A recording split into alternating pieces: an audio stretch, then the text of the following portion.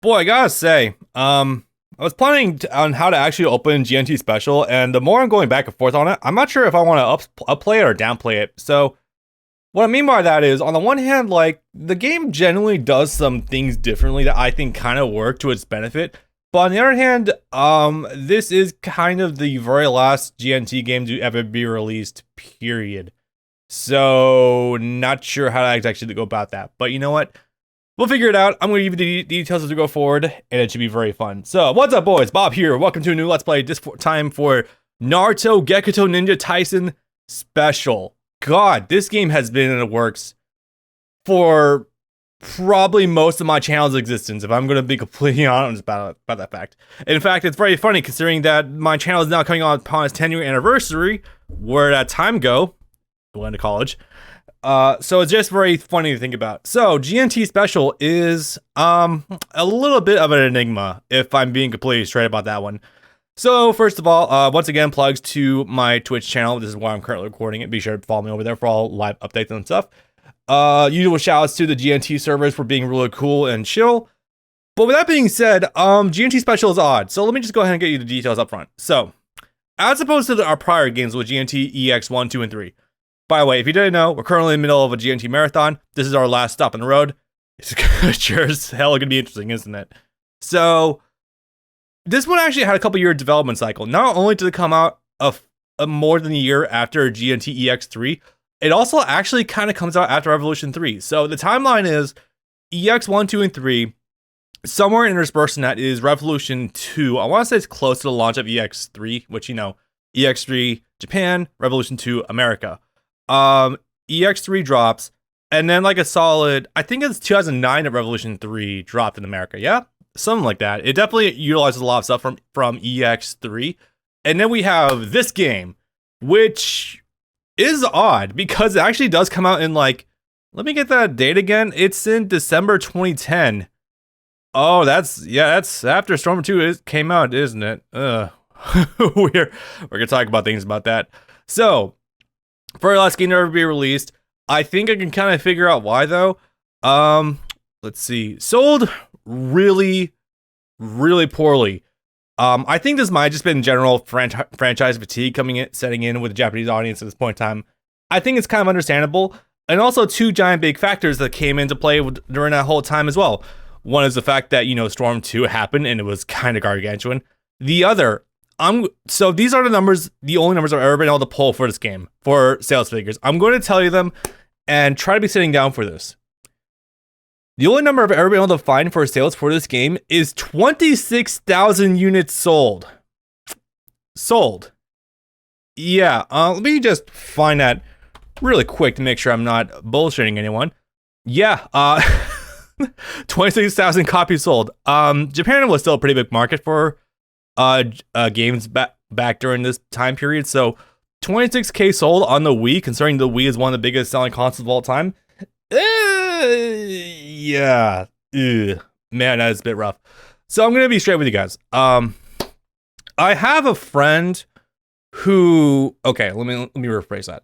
So I may or may not know someone who has actually talked directly to the developer, or at least one of the main directors of GNT Special, and I'm gonna be picking his brain a little bit more for details later, but from what I've heard from just initial past talks with him, as well as other people on the servers as well, let me just paint a picture that the development cycle for this game, as well as its reception, it's kind of whack. Let me just say that, very troubled to the point that they actually switched directors in the middle of development such that they actually tried doing things differently. So yeah, if that point paints any sort of picture, and if it's a kind of surprise why did it come out to the States, well, there you go.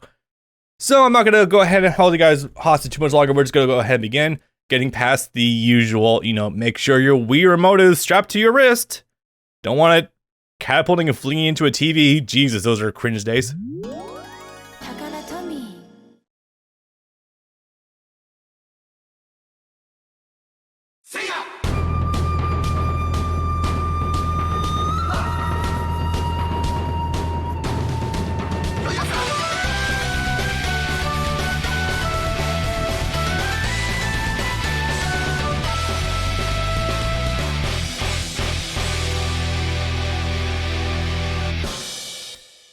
You know, truthfully, I actually completely forgot there was an intro for that, and unfortunately, it kind of doesn't really match the mark of what we established with the prior game, huh? You know, someone broke out After Effects and 3D modeling for the intro for a prior game. This one had some recut MP4s, which mean it's fine. Man, is it getting a little bleak. Although I will say, oh, right, maybe I should talk about that too. Now I'll address a second, but first, gotta escape this loading scene. Oh boy. Yeah, everything's in English. We will address this as we go forward, as soon as we get through here, please. Thank you. Load times are gonna be a bit rough in here. I'm gonna be honest about that. All right. Yeah. Oh yeah, there's a name. There's a guy named on there. So, yes, things are in English. I'm going to also be sure to leave links to this down below. So, somebody by the name of Koshe, he has also done some work for the GNT community with other translations. I think he did one for GNT 4. I'm gonna look into a little bit after this. He has been. So what he did was he not only did a menu translation for GNT Special, he's also translated a lot of details about the game. And when I say a lot of details, I mean this man, bless this man, he's done so much trooping for this series, holy hell. He has actually translated pretty much everything in this game that is not like dialogue between two characters. And that is, I gotta say, second to none. That's absolutely phenomenal work.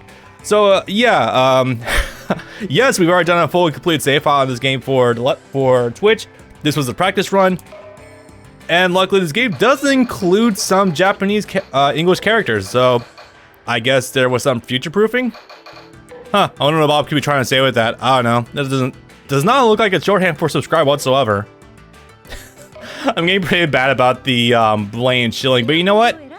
I tell this to the people, you're not doing YouTube right if you are chilling yourself like every 5 minutes.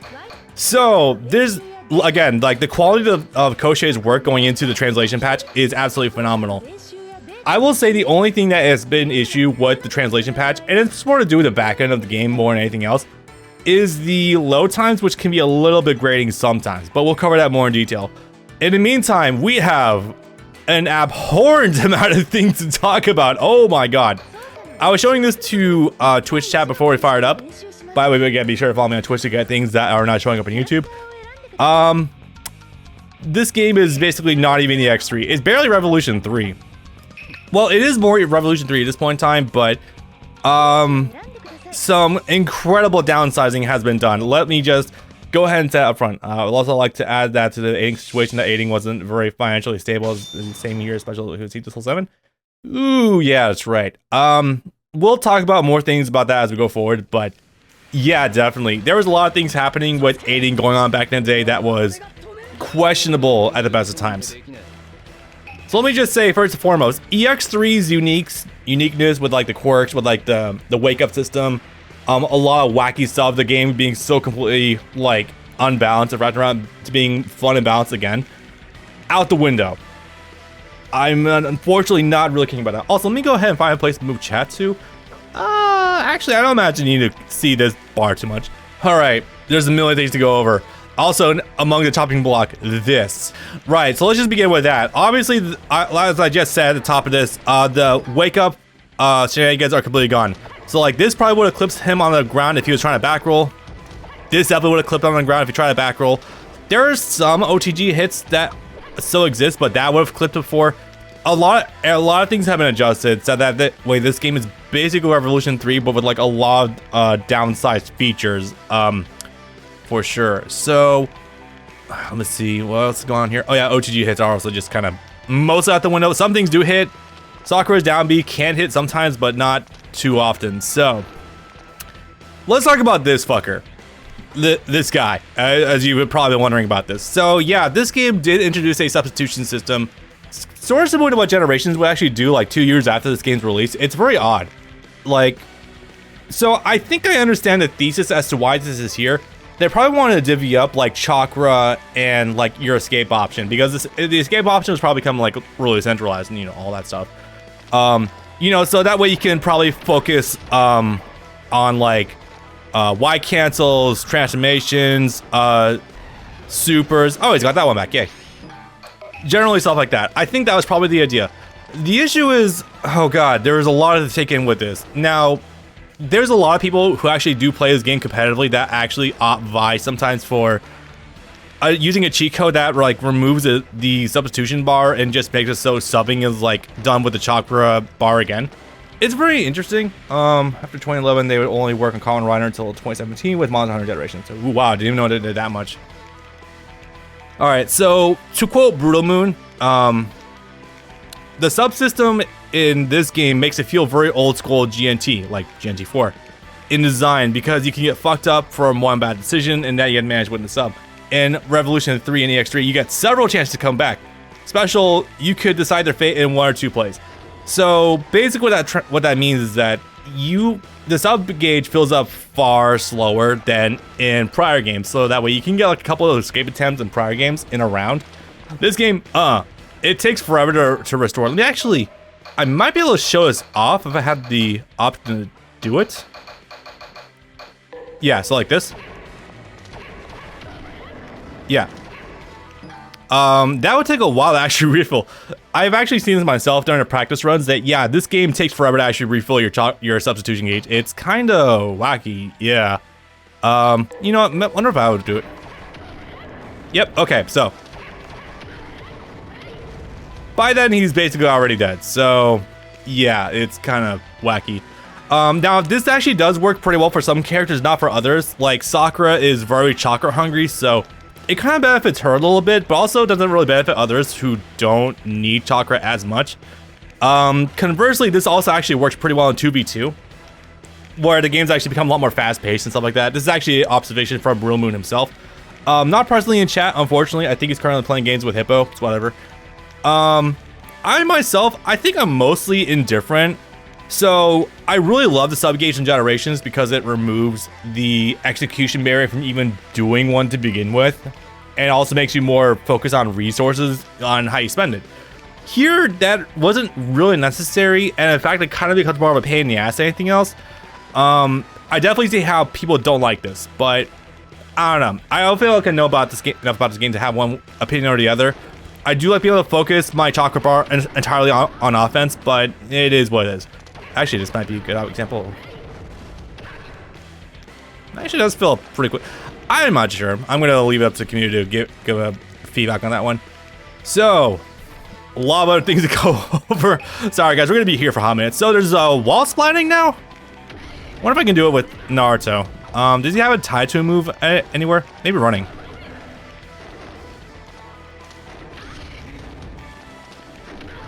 Nope. Okay. Well, I guess we're going to have to change characters in order to illustrate that then. Why not? So, wall sliding is kind of... There's a game recently I was playing that actually had something like this. I guess you could kind of more equate it to Tekken's wall splat. That might be an incredibly weird comparison to, you know, Naruto Clash of Ninja to freaking Tekken, but no, it kind of is like that. So, if you know how wall splats work in Tekken, it's like some moves have high enough knockback that they can actually get bounce off the wall and slump to the ground to give big combos. This game actually gives you something like that. It's really wacky. Check it out. Yeah, seriously. And you can do some pretty cool stuff off it. I'm not sure the community has any like opinions on this. I think it's kind of neat, but also kind of like some characters' routes get kind of screwy, so I'm not exactly sure how I feel by that. By itself. I wrote my notes, it's kind of like DBFC's wall splat. Nah, I actually kind of feel like it's much more like, Tekken's with like how it handles wall splat. Every single character has at least one route that gets you to us. I think Neji's is like his standard B route into his A ender. With Itachi, it's, the kick ender. Yeah, it's like, that works. But then it gives you like some weird properties afterwards, like, let me see if I can reiterate that. Again, realignment is always a bit rough in this game. So he's currently like in his slump, yeah? Normally up B would actually fully launch him, but no, here he's just kind of stunned. I'm not actually sure what is going on with that, but I feel like I'm also not good enough at this game to really like know the mechanics of everything. I'm sure eventually I'll play games with the community more, and probably you guys actually while I'm done with the series entirely, but yeah, it's odd. Other things, paper bombs, they're gone for Revolution 3. And this can actually make the game super defensive or defense being really easy. Basically, also from my notes, apparently there's a lot of intangibility for sidesteps. Like, you sidestep something, you are out of there. I've seen this before. It's actually kind of absolutely insane. Actually, I think this might be a relic of Heat to Soul 7, because Heat to Soul 7, like, when we did a Let's Play for it, I noticed that the AI would sometimes, like, perfectly step out of, like, full strings I did. And I'm like, oh my god, there must be, like, so much intangibility tied to it. So I think that's probably the idea that Aiding was going for in this time period, but I'm not fully sure about that, so I don't know. Other various things. Oh yeah, Parry Bombs also used to be guard breaks, so not anymore, bucko. And now for one of the stranger things about this game, there's now back turn moves. This isn't like Fangway stuff, like with it actually being like super in-depth and technical. No, it's like that. I assure you, that wasn't like a back turn cancel into like a back B. No, like you just press B. He does that.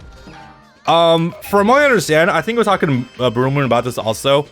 Supposedly this was meant to like fix an issue with the game where in Revolution 3, doing throws on someone back turn was like unbreakable, which means I kind of get it, but I feel like this is not the way to do it, because like this move by itself, it's generally okay on block with the pushback, but if they back B you, it's horrifying. So yeah, so like if I do this, if you actually block, that'd be cool. Yeah, the move is also super linear, so I mean, like, yeah, in my opinion, doing that is much more of a death sentence. A lot of them are just like super unsafe on block, very slow, linear. I'm not a fan. Also, kind of kneecap some characters' back turn game to begin with. Like Itachi still kind of has his, where like you can mix up some really good options out of this. So, yeah, it is what it is. Now, I'm gonna cover a lot more things later. I feel like we've already kind of spent enough time with the game already as is, just like covering over those changes, but we have a trillion other things to get through. By the way, yeah, I also kind of am sad about the change in the SX in the menu as well. A lot less colorful. I like the kind of more sharp vibe to it, but man, if it weren't for like these accents on the top and the bottom of the screen, this would actually be kind of bleak. Alright, so let's go ahead and talk about this game proper, shall we? I mean, not like we weren't doing it already, but, you know, details. Again, huge thank you to Koji for translating this game. Really makes navigating these issues these menus a non-issue. It's so good. So, oh, well, I guess maybe we should lead off with that. Hey, Bob, where's the story mode? Well, yeah, about that. So this game doesn't really, this game doesn't have a story mode. Oh my god, yeah, we actually kind of wrapped around to Raging Blast 2, didn't we? So, wow, now I think about that, that's actually a pretty apt comparison, isn't it? GNT Special really is like the Raging Blast 2 of this series, isn't it? Like, there's so many good things it has going for it, but it's held back enough by some crippling system issues that it just doesn't really meet that threshold. It also kind of kneecapped the series that could have been great, so, oof. Big fucking oof.